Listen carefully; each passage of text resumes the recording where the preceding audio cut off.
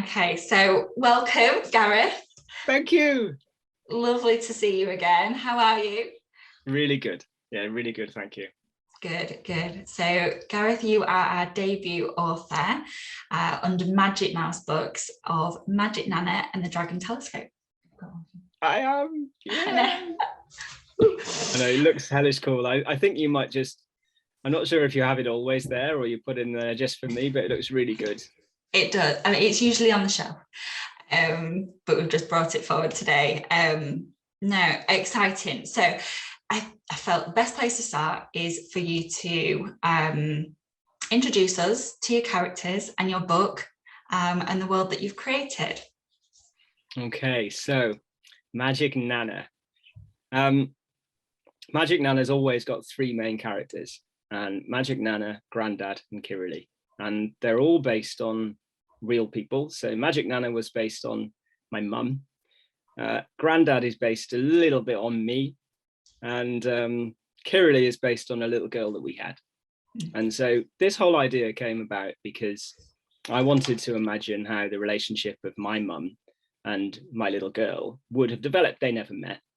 And so I just formed this little imagination in my mind, and it just developed a little bit. And then I started writing it down so I didn't forget it. And then it turned into a whole story, and then it turned into a lot of stories, and it's just grown. And so, and then that's when I just thought, look, I've got to bring this to life a little bit. And so that's when I engaged Sarah at Happy Designer, and she's obviously totally nailed it in terms of bringing the mental image I had and the description I had and the real character of them. She's absolutely smashed it. Yeah, so let's talk about that a little bit. So obviously it's one thing as a writer or a newly found writer, I guess you've always had a creative background element to you, haven't you? Yeah. So becoming kind of writing these stories that are kind of flowing out of your head, and then bringing them to life. How was that relationship kind of meeting Sarah? How was that relationship kind of seeing it all come to life? It's a bit surreal, or that's usually the case, what we find with a lot of our authors. Yeah, it was surreal. It was a little odd. So when I started it, it didn't occur to me that I'd engage anybody else to do the illustration. So I paint. Yeah, I've always painted. I've drawn, and I've kind of illustrated little stories and things that I've never done anything with in the past, ever since I was a kid. So I just assumed that I would do that, actually. And then, time went on a little bit, and it's not actually my bag. I really like painting big abstract paintings and creating worlds and things. And so I had a look around, and I just came across, I got in touch with several people, but I came across Happy Designer's website and some of Sarah's illustrations, and I just thought they looked really good. And then we had a chat, and she's so just super enthusiastic and really bouncy, and she just got it, straight away. And I felt really safe. I felt really safe then in trusting, quite precious. Really precious characters to me. It's a big thing. And she just took it. She knew it. She felt it. And I was right. I'm super happy, But then the process of translating that into like real life and actual characters, and then seeing the physical copy of the book, I mean, it has been surreal, and it's been super good though. I love it. It is an experience. I think a lot of people, potentially people that are watching this now or listening to this, they might have written a book and really have no idea on the process, and it really is a journey. I mean, you are birthing your book into the world, basically. It is a big thing to put your trust into an illustrator to kind of really understand your precious characters, and like you say, we heard a little about where they came from earlier. But then also, I guess, for ourselves as then publishers, so we understand that the trust element is real vital for you to bring this then to the world. It's one thing producing a book and printing it, and that's a huge step, and there's an investment there and time and energy. It's really can be quite emotional, but then to then share it with the world. Yeah. It's quite a big step.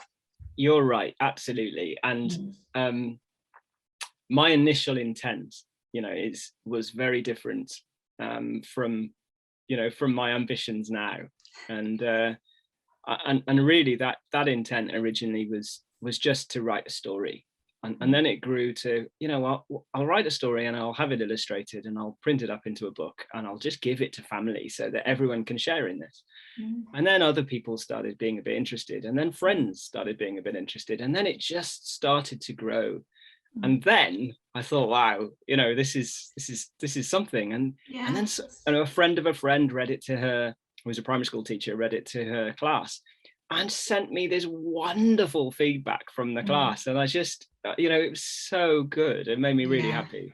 And at that point, I thought, I need to really try and share this. It's such a wonderful feeling. And so I was really thrilled, when I started looking, okay, how can I facilitate that sharing? And let's ramp it up a bit and let's professionalize this a little bit. I need a publisher. And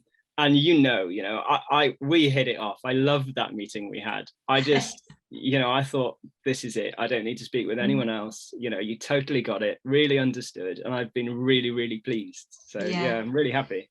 It was a great first meeting. Obviously, myself, Daisy Morgan, the team here, Gemma, we had that first meeting, and it does feel like we are drawn to people and people are drawn to us, and it just seemed a right fit, and a process that you were happy to pursue.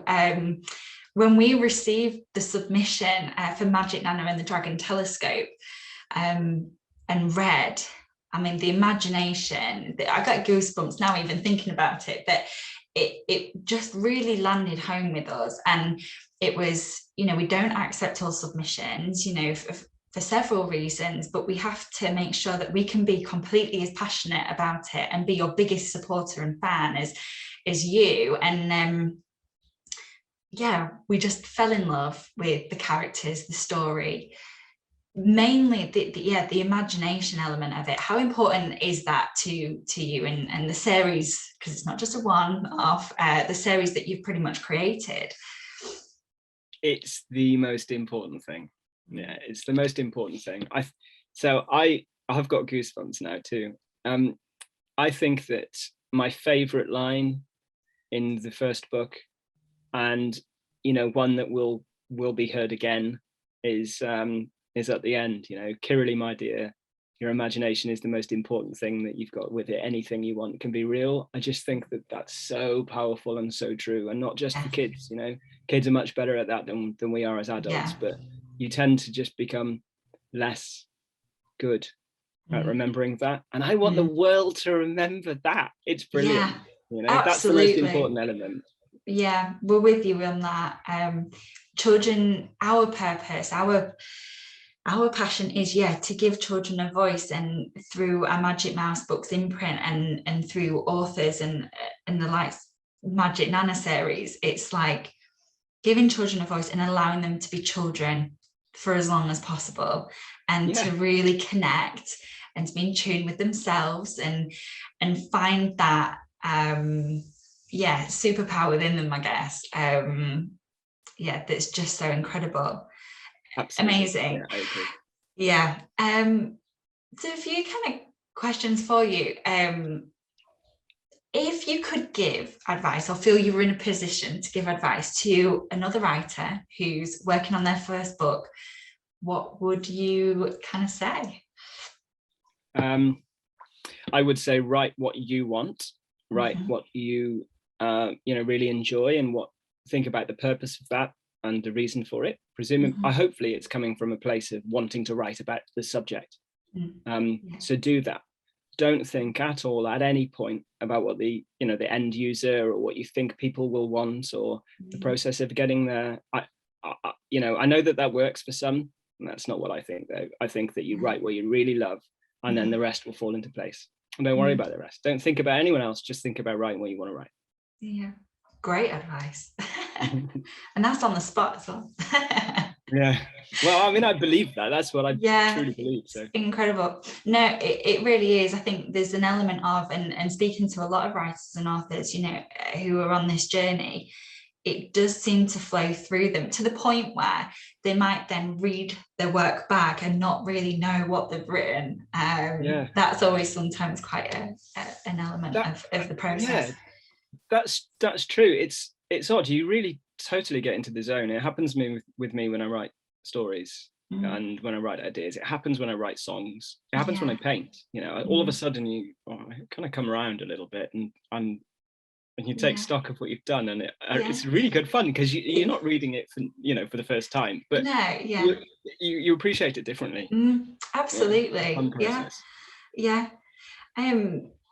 What's also quite interesting, even for us to know and get to know you that little bit better as well, you know, this is a longer journey. There isn't just the one book. There's going to be a series. And we're so excited to share them and get them out in the world. We've got loads of exciting things coming up that obviously people can kind of follow you, magicnana.com, and on your social media. Go follow Gareth Edwards everywhere. He's really a great guy. But what kind of, so your childhood environment, do you feel that shaped your life in the respect that, you know, the books maybe that you read growing up, does that influence your writing? That's a good question. So inevitably, you know, I think is the obvious and short answer, but let's try and think specifically a bit. So my mum was just this magic person, you know, really creative, really artistic, hated rules, and sort of just following, you know, really very unique and original and very expressive, and totally and completely determined to share that. And so she was a big influence. I think I read a lot as a kid, and I also wrote a lot of stories. I was very imaginative. But yeah, I mean, I read a wide variety of stuff. So I don't know. I don't look back. Probably a culmination of just that experience. And I think the one thing perhaps that is the most influential is that, and we talked about this, it's allowing children to be children for as long as possible. I'm basically still a child. You know, I have very childlike sense of humor. I have, you know, outward fun. You know, I really try and retain that. And I, you know, so our oldest kids, who are nearly 16 and 12, have, you know, they're sort of a little bit more mature with their sense of humor than me at times. But, you know, I love that.